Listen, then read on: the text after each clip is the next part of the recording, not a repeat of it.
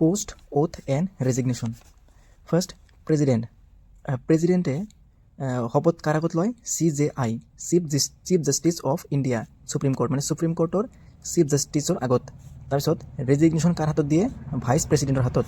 তাৰপিছত vice president oath লয় প্ৰেছিডেণ্টৰ আগত। তাৰপিছত ৰেজিগনেশ্যন দিয়ে প্ৰেছিডেণ্টৰ হাতত।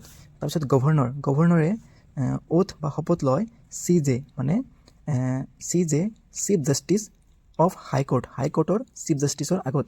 আৰু যদি ৰেজিগনেশ্যন দিব খোজে কাৰ হাতত দিব? প্ৰেছিডেণ্টৰ হাতত। তাৰপিছত CJI, চিফ জাষ্টিছ অফ ইণ্ডিয়াই শপত লয় প্ৰেছিডেণ্টৰ আগত। আৰু যদি তেখেতে ৰেজিগনেশ্যন দিব খোজে কাৰ হাতত দিব? প্ৰেছিডেণ্টৰ হাতত।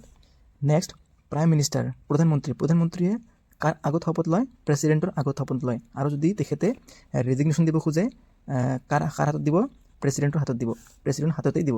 তাৰপিছত স্পীকাৰ অফ লোকসভাৰ ওথ ল'ব নালাগে, কাৰণ তেখেত এজন MP হয়, আৰু MP হৈ তেখেতে ওথ লৈছে অলৰেডি, মানে কাৰণ ইলেকশ্যনৰ পিছত সকলোখিনি MPকে কি কৰা হয়? শপত লোৱা হয় বা শপত গ্ৰহণ কৰোৱা হয়। তাৰপিছত যদি স্পীকাৰ অফ লোকসভাই মানে ৰেজিগনেশ্যন দিব খোজে কাৰ হাতত দিব? ডেপুটি স্পীকাৰৰ হাতত দিব।